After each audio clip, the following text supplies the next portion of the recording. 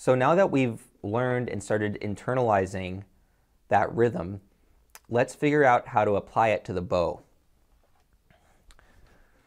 So we've looked at the subdivision scheme of accents, right? The 1, 2, 3, 1, 2, 3, 1, 2. Let's figure out how we can use that.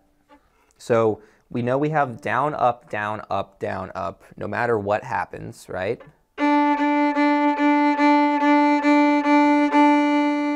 So where are we going to place our accents if we're doing these sets of 3? We have 1, 2, 3, 1, 2, 3, 1, 2. So the accents are going to land on the down, up, down, and then it resets. It starts over, right? Down, up, down, down, up, down.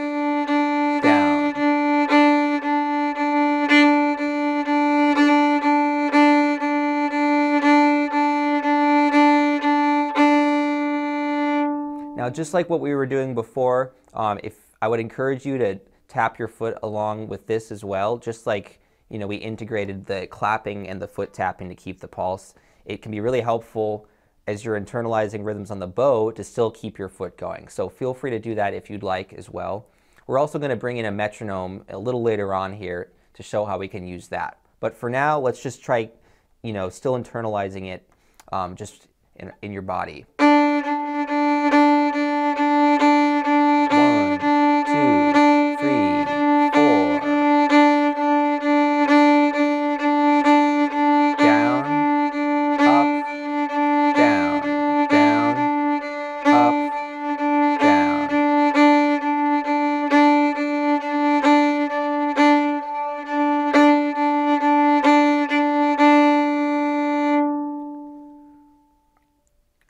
1 way you can help bring out those accents is rather than trying to accent those notes, try bringing out the notes in between instead. So when I say bringing out, I actually mean bringing them down in volume.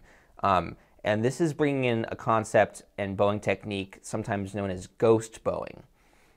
Ghost bowing is incredibly important. In my opinion, it's one of the most important concepts to get comfortable with when playing any sort of groove-related music on the fiddle.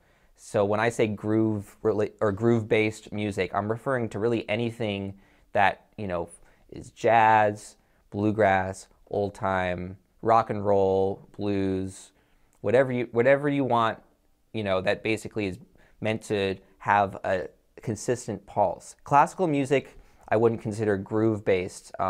It's inspired by various dance musics, but when you listen to classical music, often it will slow down and speed up to kind of address the expressive qualities of the music. And that's a whole other art in itself, playing that way. This isn't to say one is better than the other, but I just kind of want to clarify what I mean by groove-based music, and that's primarily what we're looking at here.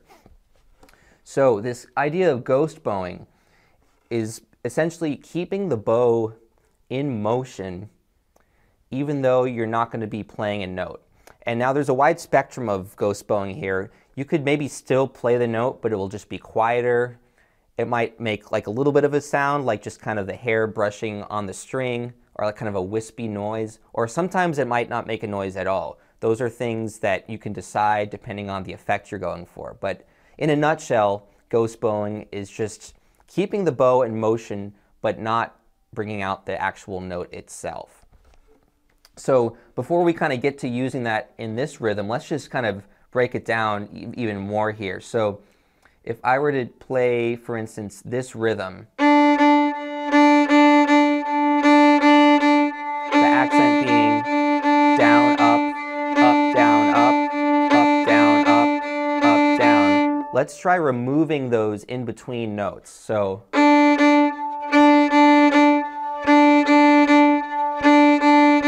we're really just doing down, up, down. But in between those two ups, we're going to still reset our bow a little bit.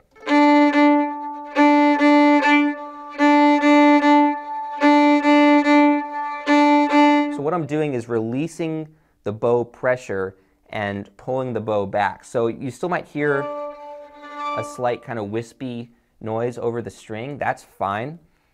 It's more important that you just keep the bow in motion, because again, like what we were practicing earlier with just our basic subdivisions, the whole idea of doing that, or like the exercise where you subdivide a fiddle tune into all separate eighth notes, that's all kind of leading up to this concept of now we've done the work with our right hand. We can trust that it's going to be there for us no matter what. So now as we start accenting certain notes, removing certain notes with ghosts, that's going to suddenly open up a whole new world of rhythms and syncopations available to us.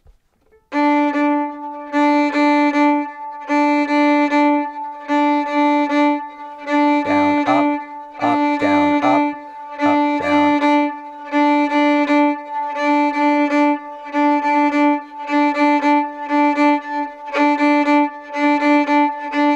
In fact, this particular move you hear in a lot of fiddle tunes as well, Texas-style fiddle tunes, that sort of thing that we'll be exploring later on.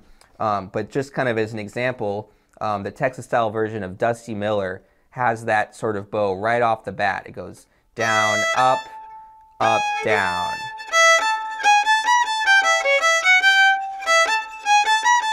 So you might even hear that, again, that little wisp of the bow moving across the string there, but it's not actually bringing out that note.